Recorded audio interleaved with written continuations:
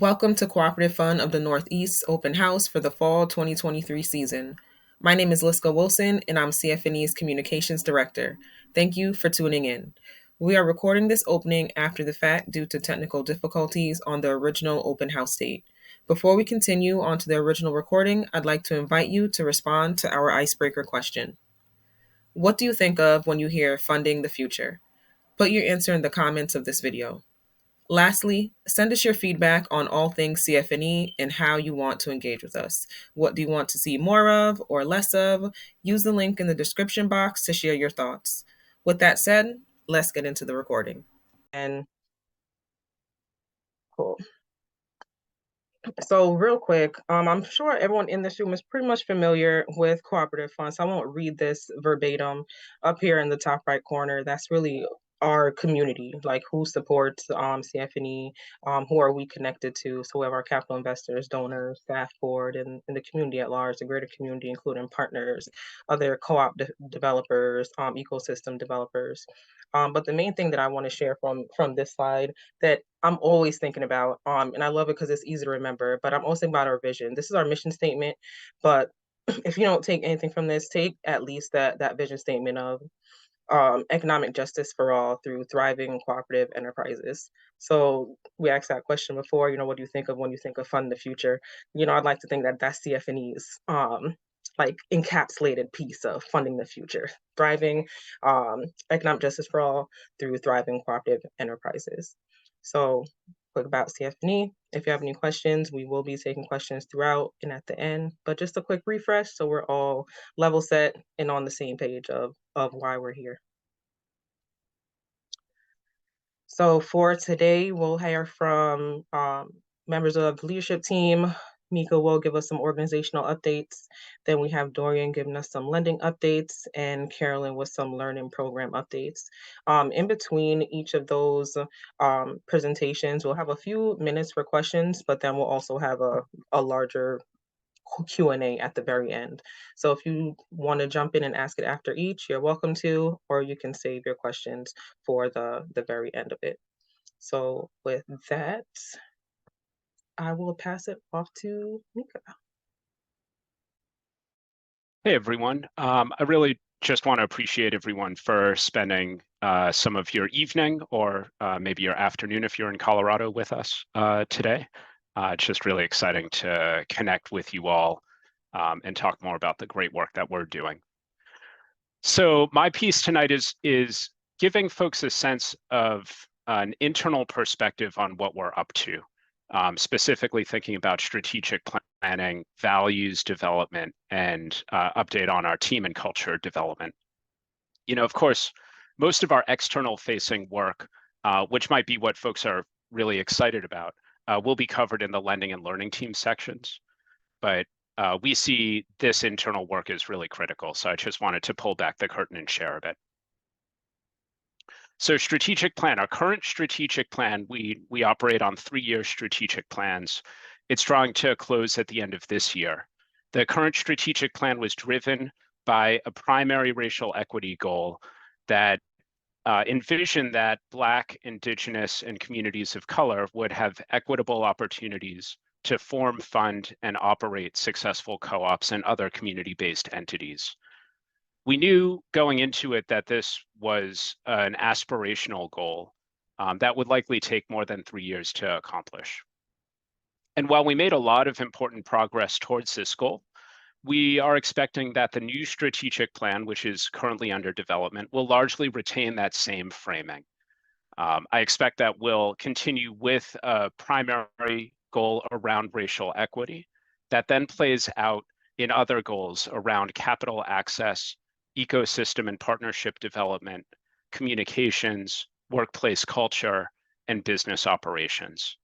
And of course, once the goals are finalized, we'll update objectives and share the whole plan with all of our stakeholders. So I really want to take a minute to thank everyone who took the time to give us feedback on this strategic planning process. We received input from 198 clients, investors, and community partners, and that input was a really critical part of our process. So thank you. Next, I want to talk about organizational values. Last year in 2022, we hired a consultant to help us prioritize workplace culture areas that needed attention, particularly thinking about our rapidly expanding workforce, as well as our racial equity goals. The first thing that they pointed out was that, on the one hand, staff and board members touted that we're all very values aligned. And on the other hand, none of us could say what those values are that we're aligned around because we never took the time to articulate them. So, coming out of that realization, last summer we finalized an organizational value statement. And while the value statement goes into some detail, here are the headlines. We value the way you co op. We value meeting people where they're at. We value long-term relationships. We value durability, and we value commitments, keeping commitments. And we really use these organizational values as a guide in order to help us incorporate justice into all that we do. So our goal with upholding these values is to ensure that there's a cooperative future available to all. So at the board and staff levels, we'll be working to identify areas where maybe our practices are not in line with our values, and then we'll be able to use that gap analysis to prioritize where we focus on improving. Finally, team and culture.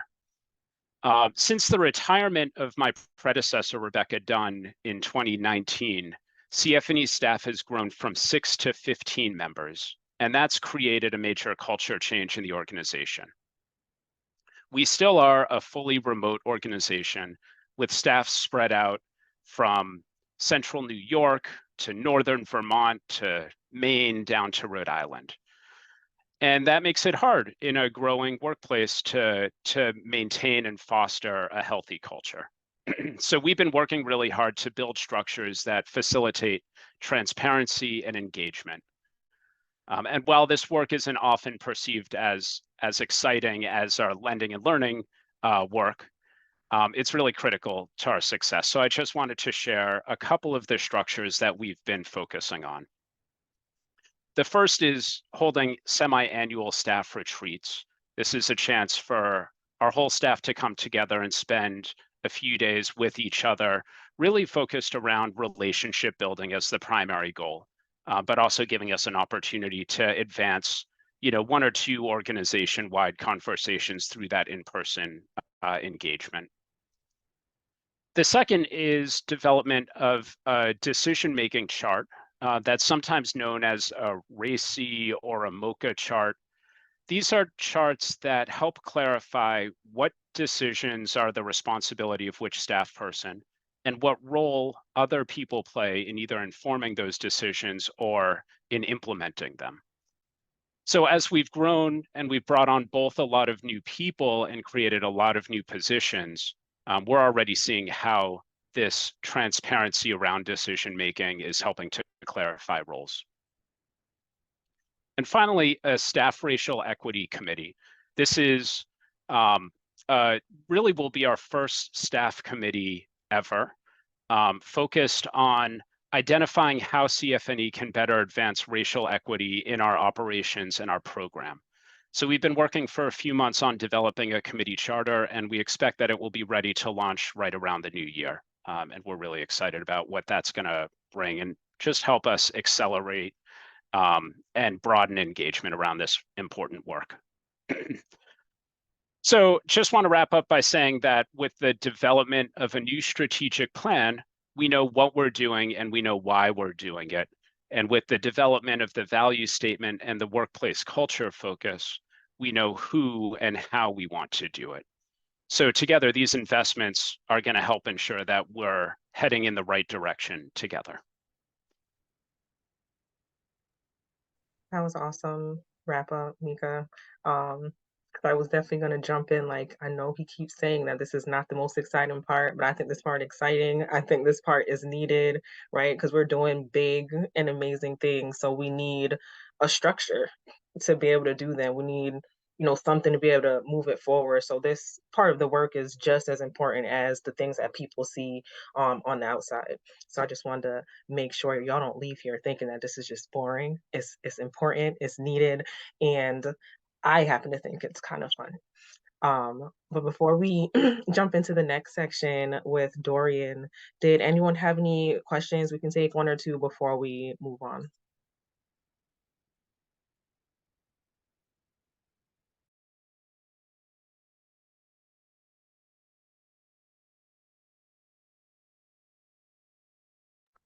All right. I don't think I see any hands. I'm not seeing anything in the chat. All right, Dorian, you ready? Sure, thanks.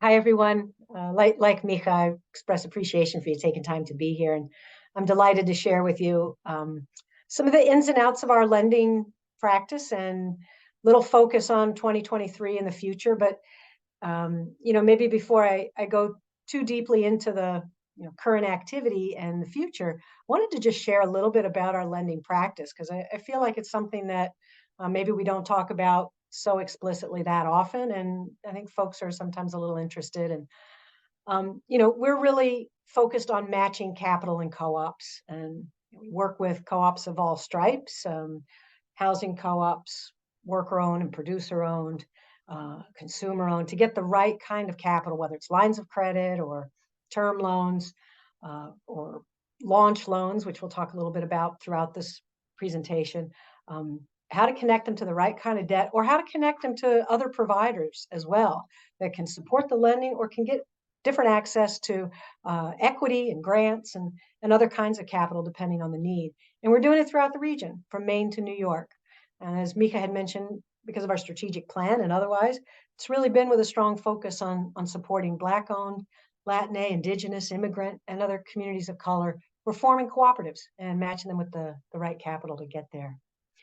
So we do that because we have this amazing lending team that I just need to shout out about a little bit.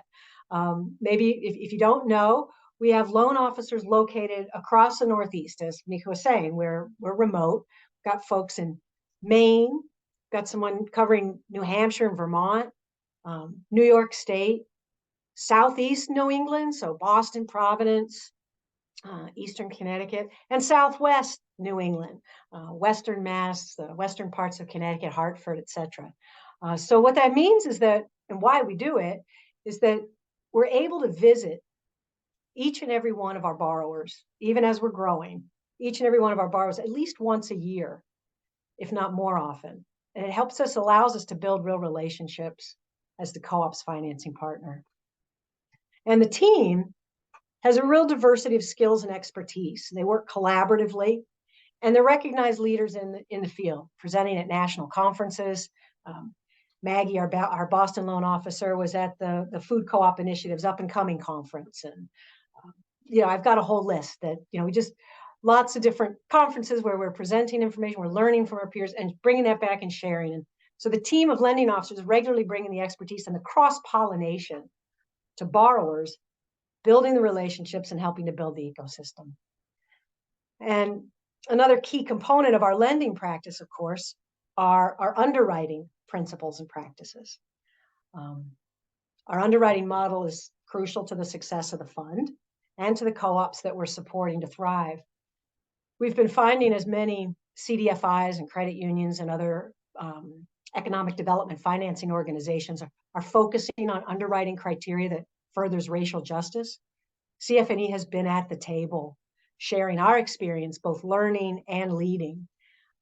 It's been interesting for me as I've listened to some of the innovations and non-traditional underwriting criteria that these kind of traditional lenders are starting to consider have really been part of CF&E's story kind of from the beginning. We don't rely on credit scores to determine eligibility for a loan.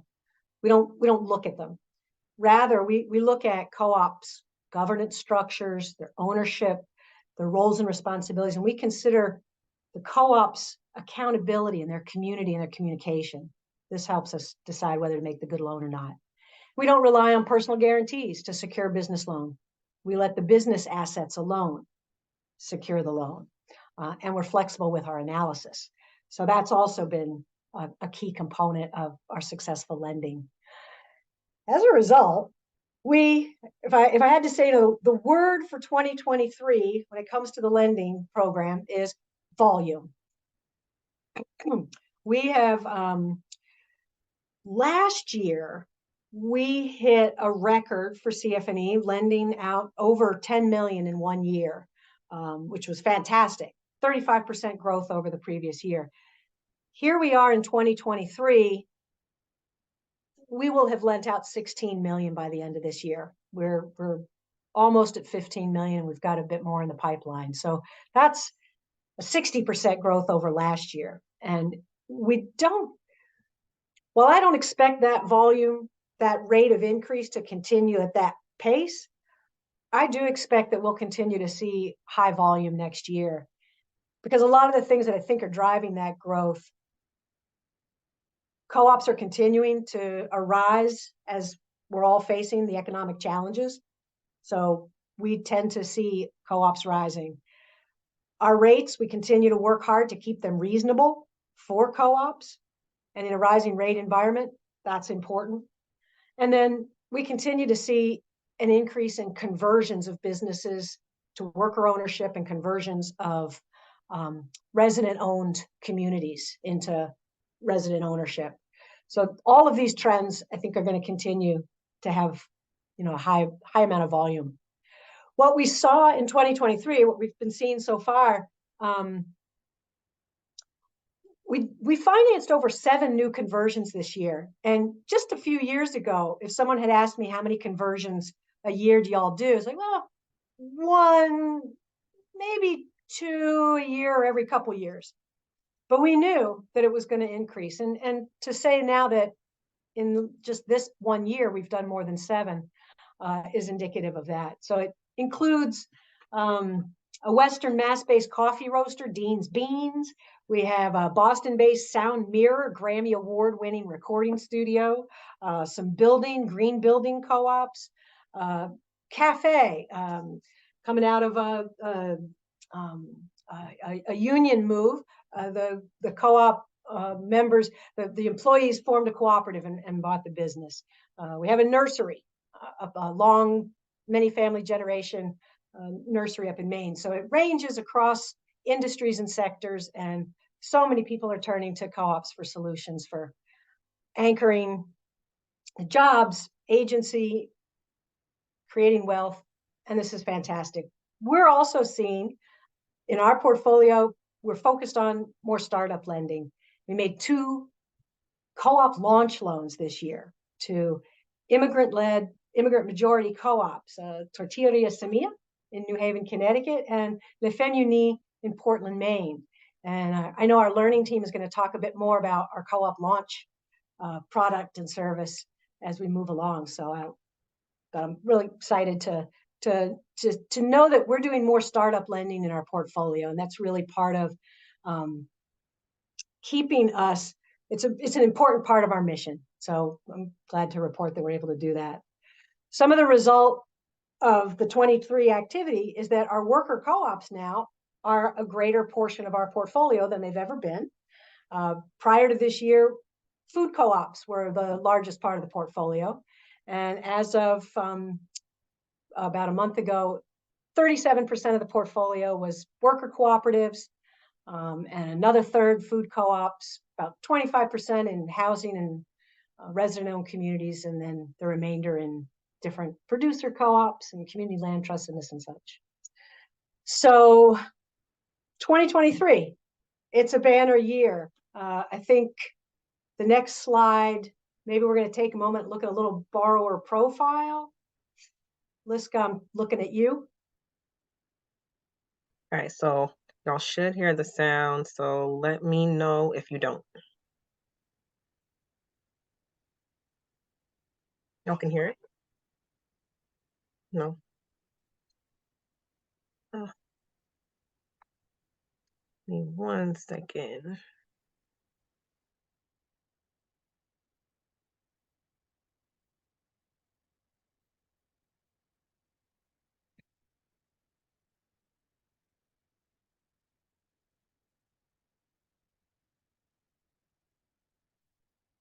maybe while Liska's working to pull this up, I can give a little introduction to I think we're going to see a profile of one of our borrowers in New York. This was a conversion from sole proprietor landscaping company to a worker-owned business. And I think it'll say in the profile when it happened, but it's been a few years ago now. And they've continued to grow and successfully build the business and worker ownership. And last year, we had the opportunity to partner with them to help them purchase some property that they could use both for their office space, but also to as a nursery to grow more of their landscaping stuff. So it's one of the things that we like to do and have been able to do, fortunately, over our history, is to connect with co-ops at all stages, early, as they grow, and to be able to support with financing needs as the companies, as the co-ops evolve. Earth to Science is an ecologically focused and human-centered organization. We plant perennial gardens, meadows, a lot of environmental restoration kinds of things. We are endeavoring to connect people to nature. That's a big part of our work, is installing what would serve as the conduit for the person who's benefiting from the installation to connect with nature. For folks to be able to appreciate the process that we sell, because it's not a single thing that we sell. We sell a process, and it's really hard, to be patient, to embrace losses that may teach us lessons, so that we can appreciate the visual beauty that some of these gardens provide. We serve clients in the Ulster County area. They're usually residential clients. We do endeavor to offer our services to people that can't traditionally afford gardening. There's several initiatives taking place right now. The company transitioned into a cooperative guided by Aja Hudson. She was the original founder of the company. The company was growing, and she wanted to meet that growth in a socially responsible and heart-aligned way. And out of all of the options that she had, which were, hire more people, hire more administrative staff, she decided to instead transition into a cooperative and sort of democratize the workload. Experienced a whole lot with going through the pandemic and seeing the company change and really rise to meet the needs of its employees. I sort of just had the information I needed to know that I wanted to stay and invest, and so I became a worker owner. I was voted in, and that was about the year that we were getting this farm. Like I said before, it's a completely different way of doing things that we, as a people in the working world, weren't necessarily accustomed to. So CFNE really shone a light on the paths that we could take and the way that we could shape the relationships within our company. Definitely CFNE has been actually really such a welcome presence in our history, facilitating workshops and pointing us in the right direction of learning opportunities, and just an overall wonderful presence to have.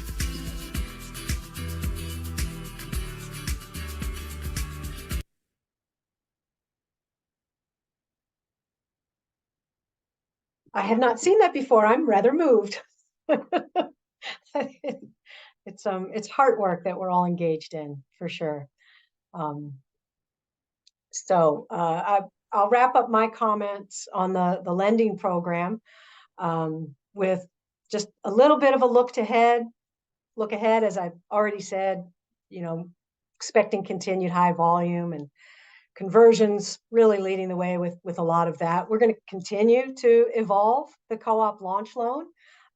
It continues to be a product that meets a particular need in under-resourced communities to get capital to help launch businesses that are pre-revenue and really help folks that can't access family and friends funds to work with the launch loan. So excited to share with you more about that.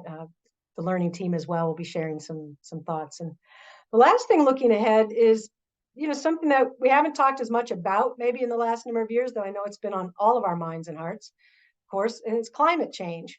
And just to recognize that, co-ops are usually about more than profit, prioritize people and planet. We hear it even in the story from Earth Designs here. And it translates on the ground, that connection to planet and climate change, and co-ops being in the mix. Like we were talking earlier before the icebreaker, food co-ops with solar arrays that offset the high energy of the refrigeration in the grocery stores. We finance energy conservation renovations to some of our housing co-ops and resident-owned communities. Several of our worker-owned cooperatives are in the green energy field directly, whether it's as solar installers or energy efficiency contractors or green builders. All of this is to say that financing that supports the transition away from fossil fuels and toward a more sustainable future. Nationally, the EPA is awarding $27 billion to lending organizations to get more capital in support of these kinds of greenhouse gas reduction and the transition away from fossil fuels towards sustainable energy. And CFNE, we are positioning ourselves to join with other CDFIs and hope to be able to partake in those funds and be able to get some of those flowing for projects that the cooperative sector have long supported and will continue to be involved in. So that's something to stay tuned to. That's a bit forward-looking, but where we're headed. And that wraps up a bit of my presentation about our lending practice and program at the moment. Turn it back to Liska. If there's questions now or later, I'm happy to address. Thanks, Dorian. Real quick, there are at least 5 more borrower stories up on our YouTube channel. I'll share the link at the end. I don't want to get too distracted with all the excitement that's happening over there. So I'll share that at the end. Tom, I see you have a question. Want to unmute and ask your question, or with your hand just raised? Tom? Tom? You have a hand up? Yes. Can you hear me? Yeah. Good. Actually, a couple of questions. One is, does CFNE help with the transition for technical support, not just lending? Because it's really not that easy to create a democratic cooperative process when the business is used to business as usual. So that's one question in terms of what you're doing to help the success, not just lending money.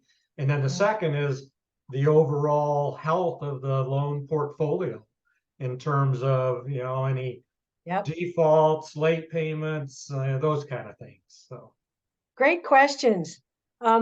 To the first question, we agree. It takes a lot of work to get democratic governance in place, and it requires a fair amount of support. Our learning team, Carolyn, Johan, Maggie, they're going to speak a bit about a lot of the work that our learning team provides. But we also have for years and continue to work with partners in the ecosystem to provide exactly that kind of business technical support. So it's very much integral and paired with our lending, very much a part of. So you'll hear more about that for sure from the learning team. And then I'll go ahead and answer your question about the quality of the loan portfolio. And I am pleased to say that our loan portfolio is very strong. We continue to have a very low loss rate at just about 1%. We have seen 1 or 2 charge-offs this year. We feel there's some businesses that have been coming out of the pandemic, and co-ops are a bit slow sometimes to one of the strengths of cooperatives is that people work together to make decisions, and so things can take a bit longer. So we think that there's been a couple of businesses that have had a rough time in the pandemic. We did what we could to support them to come through, but we're seeing a couple closing up shop, and so a couple of losses there. But that's still, with our portfolio, a charge-off rate of under 1%. We don't have any delinquencies. Everybody's current, and we just have a very close relationship with all the borrowers and strong monitoring and a very one of the strengths of the portfolio, I do have to say as well, is when you think about it, it's incredibly diverse across the region, across sectors, types of businesses, types of ownership, sizes of businesses, and that diversity really strengthens, keeps the portfolio strong. Thank you. You should look at coming out to Colorado too with some of those funds. So. Well, yes, little. how far can the Northeast expand? Exactly. Thank you. Thank you for your question, Tom. Anyone else have a question before we move on to the learning team? Not seeing I have a hand. question. Go ahead, Yeah. Stephen. Yeah, I was wondering if you could speak a little bit about what sort of your typical size loan is and what the terms are, and also kind of more specifically, do you do any sort of like alternative type of terms like royalty type financing, things like that? Sure. Yeah, so our loans will range in size anywhere from as small as 10,000 to our maximum of 2 million. And the most typical or average loan size is in the 250 to 350. The terms, our interest rates are ranging in the 6 to 7%. Our terms tend to be, like most business loans, anywhere from 3, 5, 7 to 10 years. We can very often amortize over longer periods to make the payments more affordable for our co-ops, and then work with them at maturity to refinance and renew. Your question about more alternative types of financing, like royalty financing, we launched a pilot program where we're beginning to explore some equity-like financing. At present, we don't have any royalty financing directly, and we're still exploring whether that's something that is best suited for CFNE to provide, or to continue to work with our applicants and direct them to other friendly and partner lenders and equity providers who are doing that kind of financing, if that's best suited to them. But we've got a small portion of the portfolio that we're looking into some of those. Cool, thanks. Yeah. Thanks for your question. All right, Carolyn, you ready? All right. Yeah, thank you. To start out, I have to, echo Mika and Dorian and say just what a pleasure it is to get to chat with you all. I really am enjoying this format, and I hope you are too. So, Tom, thank you for the nice segue to talking about the learning team.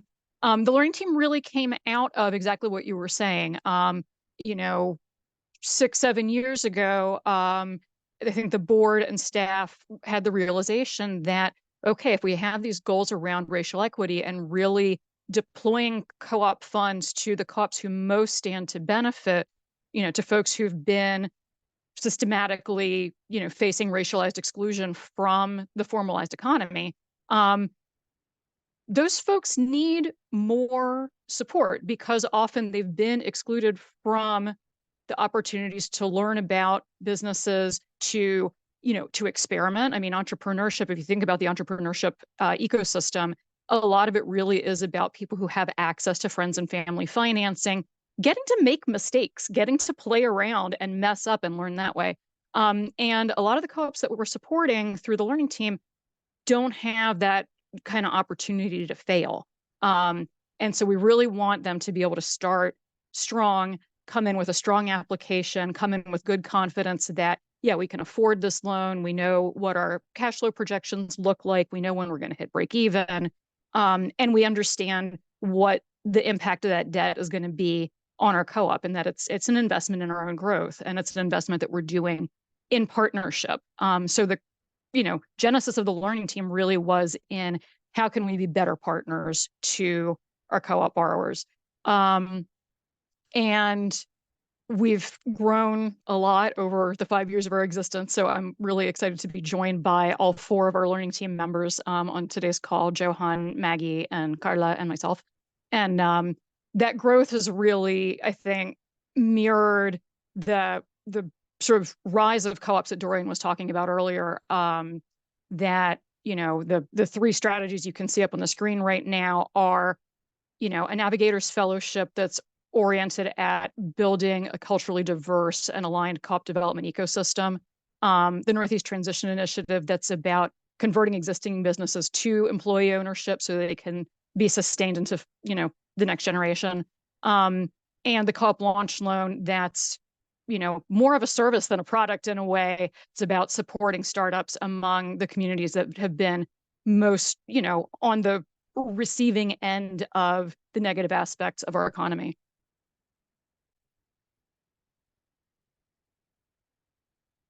And I actually want to pass it off to Johan if he's willing to talk a little bit about the Co-op Navigator Fellowship. Yeah, I'm happy to do that. To talk about the fellowship, I thought I'd introduce some activity that we were considering doing for the workout. And it's just a question, right? We'll do maybe 2 questions.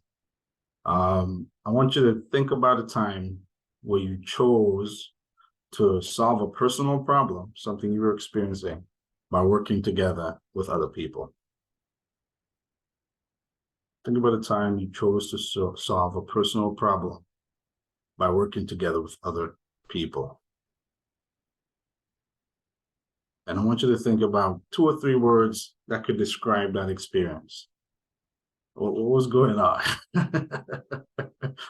And maybe waterfall fashion, get in the chat queued up, and in about 10 seconds, you know, I'll count down by 3 and we'll drop it in if you have it.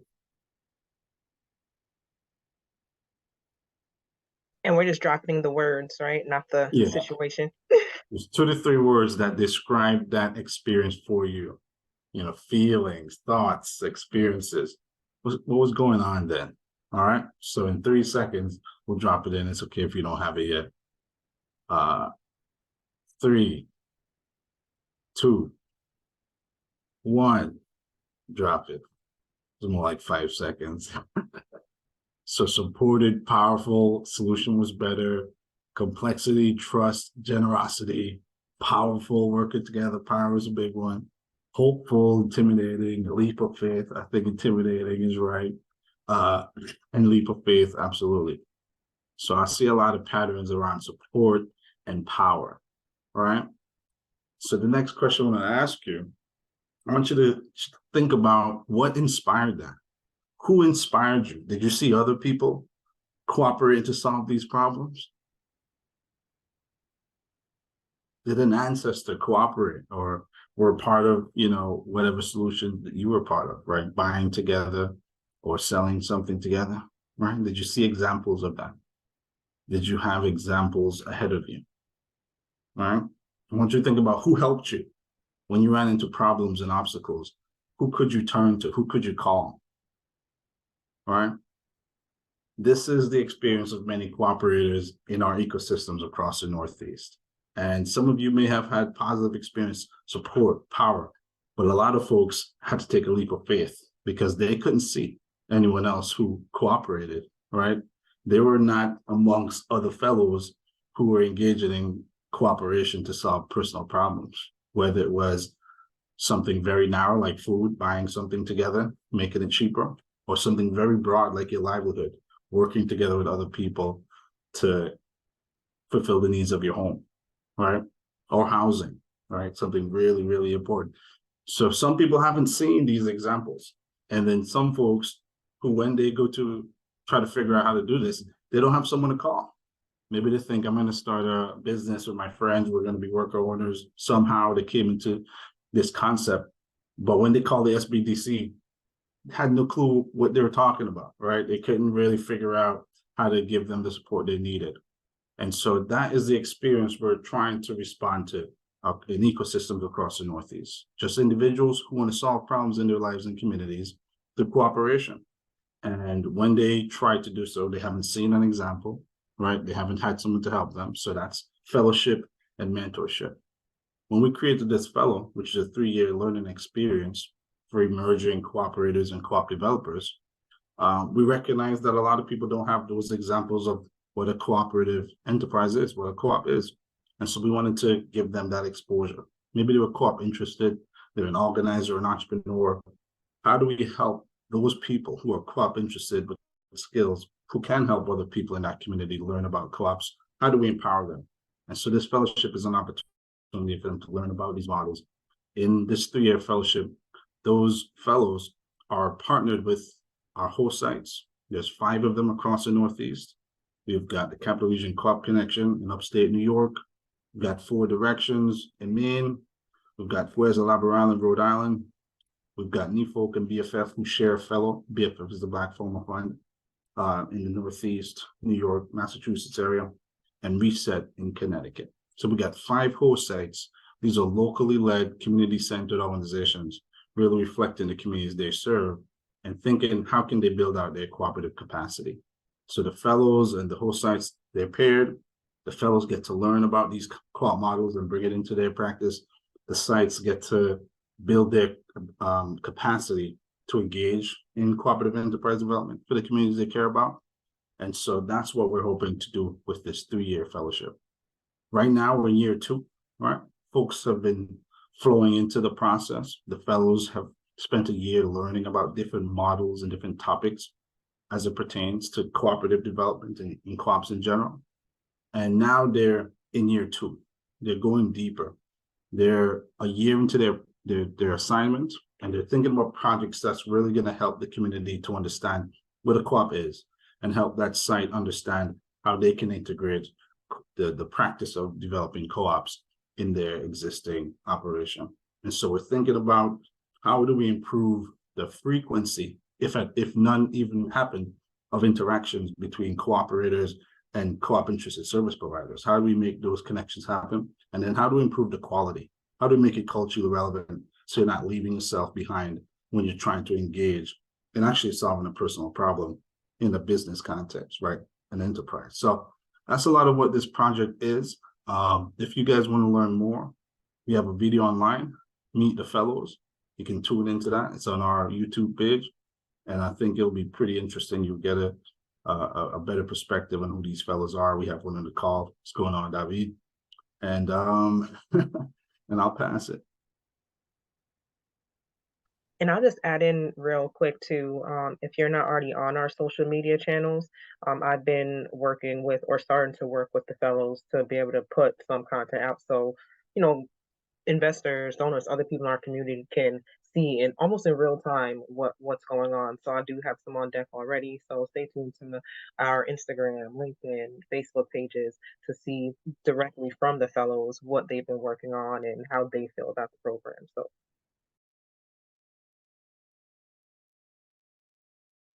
yeah, thanks for that, Liska and Johan. And yeah, David, thank you for joining us tonight. So the next strategy that Learning Team is engaged in is the Northeast Transition Initiative, or NETI.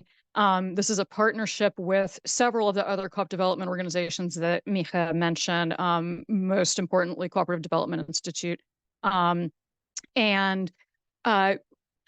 was glad that the Earth Designs video came up before, because now you've sort of had a little like sneak preview of what the strategy is about. So, having a business that is transitioning to the next generation, either because the owner wants to retire or because they're a younger person and they just want to share the wealth, share the decision making, make the business more collaborative.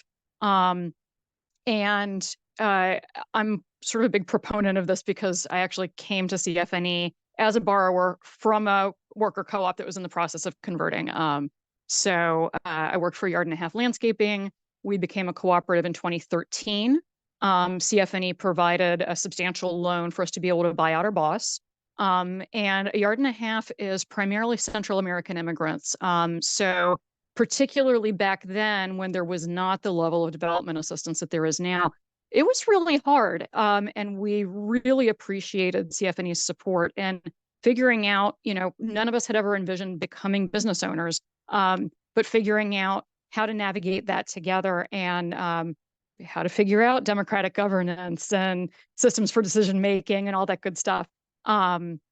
So the intent of this program is to support worker owners, and in particular worker owners whose first language is not English or who are from minoritized groups, to learn about the co-op conversion process and feel really confident about how to form a steering committee, how to move that forward, what to expect when they actually go into business together as a co-op. There's also a fellowship component for people doing business support. So other CDFIs, other funders, lawyers, accountants, economic development professionals, all of these folks who touch businesses every day and who, probably have business owners saying, I'm ready to get out. I'd like to retire, but I don't know what to do next. So teaching them how to start those conversations about succession planning, about building a business that has more value so that when you pass it on, you can recoup that value that you've put into it and use that to retire. And really, have them help build the pipeline, go and reach these businesses as trusted advisors to say, you have options. You who are the only hardware store in your little rural town, you don't have to close down and leave everybody having to drive 50 miles to the nearest Home Depot. You can sell to your employees. Or you who, own a barbershop on a main street that is providing a lot of jobs in your neighborhood, you have an opportunity to pass that on to your skilled employees who really already know how to run the place. But being a regional organization, we aren't in those relationships. So this fellowship will help the business service providers who touch those businesses every day to start sort of preaching that gospel. And then finally, there's an initiative around communications and data to capture the impact of this and really, Johan was talking about, where do we learn these ideas? Where do we learn how to cooperate? We learn it from watching other businesses do it and succeed. A yard and a half, we were inspired by John Abrams' book, The Companies We Keep, about his transition of South Mountain Company on Martha's Vineyard. And that inspired us because we were like, hey, we're a landscaper, they're a construction company. We kind of do the same thing. This could work. So really being able to capture and tell those stories about the impact of ownership transitions. And then the last piece that Dorian kind of referred to earlier is doubling down on providing technical assistance for co-op launch loans. So these are, it's, a pretty concessionary, very patient, very friendly loan product that's paired with technical assistance. And in fact, for the first year of the loan, rather than having interest accumulate or taking any payments, instead we say, just meet with your co-op coach once a month. And together we're going to work on, what did you spend this month? What did you earn? What goals did you work toward? How did it go? What changed? What support do you need? So, anyone here who has ever been in business, those are the questions business owners ask ourselves every day. And so we're really walking along with the co-ops and structuring that first year to help them learn to answer those questions together, build out their systems for financial record keeping, for making sales, for developing their marketing, so that when the time comes to start their repayment, they'll feel really comfortable that they know how their business is doing, what their goals are, and if they're not meeting the goals, how they can pivot. And yeah, in terms of what that TA looks like, yeah, it's very intensive. It's definitely done in partnership. So yes, Johan or I are meeting with them, but also they're working with co-op developers, working with co-op consultants and bookkeepers, working with folks who can provide services in the languages that they speak, which, for the two co-ops we're working with right now, that's Lingala and Spanish. And we're really excited to have more businesses that we're talking to in the pipeline to be able to support over the next year as we're growing our team with the addition of Carla coming on board. And I think that does it for us. So happy to hear any questions that folks have. Bye, David. Thank you for joining us. Thank you, Carolyn. As Carolyn said, that's the end of the learning teams piece. That's actually the end of all the presentations. So welcoming and encouraging any additional questions that y'all might have.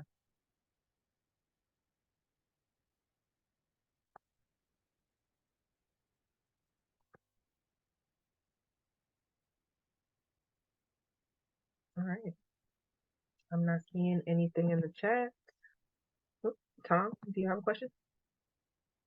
I just want to thank you. I've been an investor for quite a few years, and I don't recall very many of these type of meetings.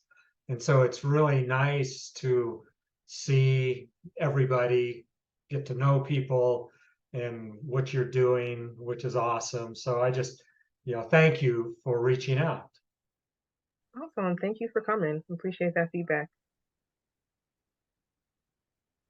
All right. And I do have to leave now. So, all right. Thank you. bye. I'm going to stop the share. All right. So that really does wrap up the evening. We wrapped up in just about an hour. We do plan to continue doing these virtual open houses in 2024. So, keep an eye out for when the next one is. You'll continue to get some of the same information because we all need a refresh. We all need to be reminded of what we're doing, reminded that what we're doing is important. And you also continue to get the new stuff as well. And this is not all things that we are publishing out and not publishing out immediately. So come to these do give you a benefit as well to really know what's going on behind the scenes and what you're investing in, who you're investing in. So I appreciate all of y'all coming out tonight and spending part of your evening with us. But with that said, I think that's a wrap. And I hope you enjoy the rest of your night. And again, stay tuned for 2024 open houses. Thanks.